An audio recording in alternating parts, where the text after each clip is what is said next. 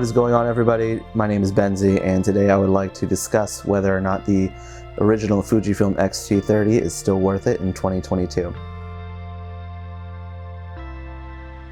The X-T30 is an APS-C interchangeable lens camera. It was released in February of 2019, and that means it's about 3 years old now. And it actually was recently replaced with the X-T30 Mk II, which I will discuss later on. The X-T30 Mk II retails for $900, and because of that, the original X-T30 can be pretty commonly found for around $600 to $700. And if you look hard enough, you might even be able to find it for between $500 and $600, which is a fantastic value for what this camera is. I picked this camera up about 2 months before they announced the X-T30 Mk II, but I've really found that there's not much I'm missing. So with that out of the way, let's go into some specs. The X-T30 has the X-Trans 4 processor, which is the same as all of the other modern cameras in the Fujifilm line. This is a 26.1 megapixel sensor with 425 phase detect autofocus points, and it is a hybrid autofocus system.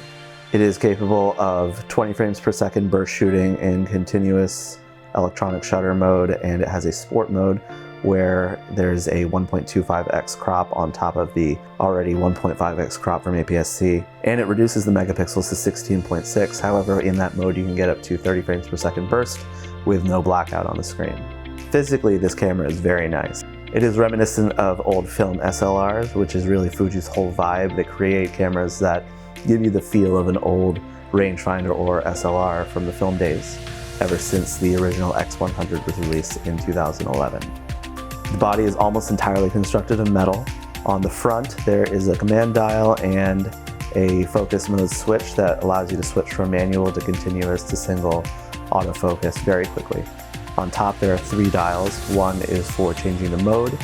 Unlike on the pro level bodies, which would have a mode dial underneath an ISO dial, this is just a mode dial, but it also does carry an auto switch, which allows you to put the camera into auto mode and hand it to anybody who doesn't really know anything about photography, and still probably get a pretty good picture.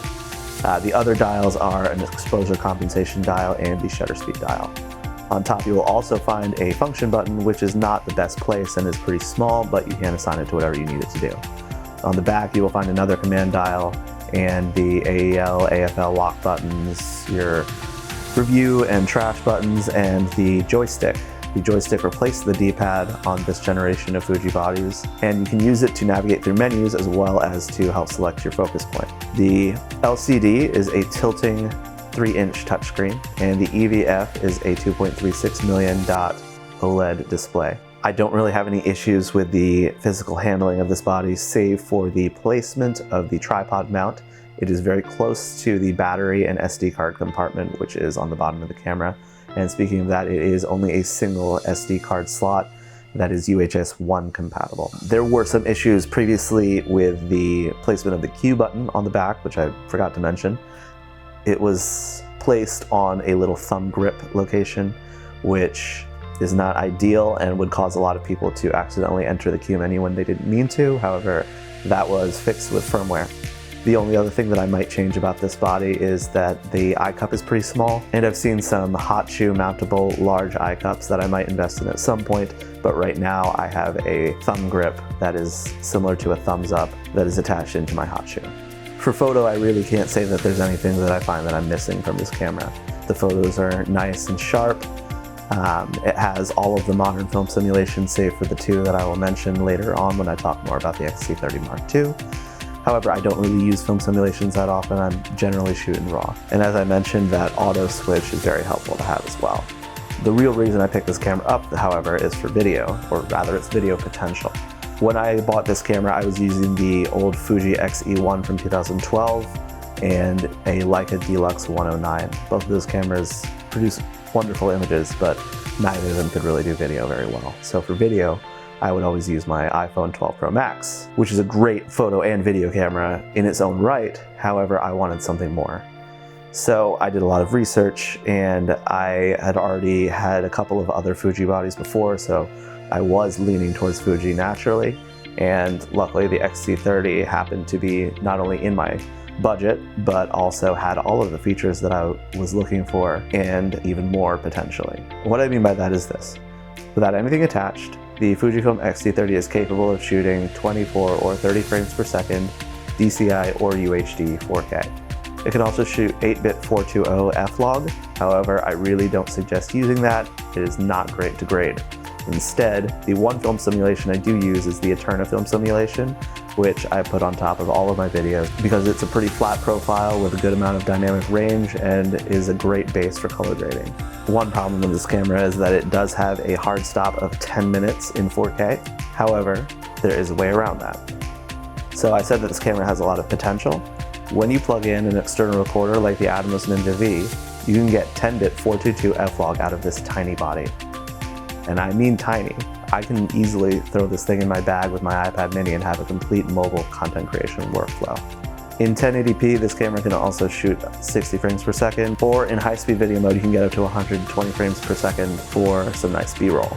All of these frame rates can be shot in 100 or 200 meg bit rates. And going back to that 10-minute limit in 4K, if you are using an external recorder as well as a dummy battery, those limits are gone. So, circling back to the X-T30 Mark II, what they changed in that body was they upgraded the LCD screen. It's the same size, but it is higher resolution. They added 2 film simulations, classic negative and Eterna bleach bypass, but as I said, I don't really use film simulations. It did get better autofocus capability in low light, and the big thing is that they added 240 frames per second high-speed video recording, so you can get even better B-roll or different B-roll. I don't really find myself needing any of the upgrades, and I don't think most people will.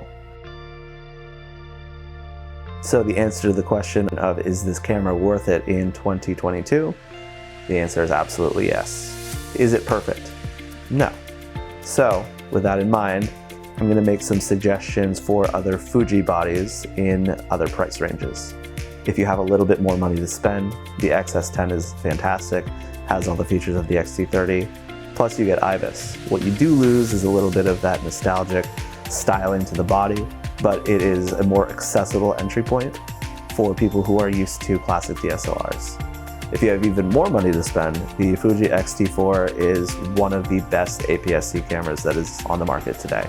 If you'd like to save a little bit of money and go down to maybe the $400 to $500 price range, the X-T20 can still hold its own, and that one did shoot in 4K as well. And the X-T200 or the X-A7 can be great entry-level Fuji cameras as well. If you are looking outside of Fujifilm, from all of my research, the Sony a6600 seems to be the best option for APS-C cameras apart from the Fujifilm X-T4. So if you have a bit more money to spend, that's definitely something to consider as well. Thank you so much for watching this video. If you liked it, please like, share, and subscribe. Tell your friends. This is my first ever video, so I figured what better thing to do than to review the very camera that I am recording this video on. And with all that out of the way, thank you very much, and I hope you have a great day.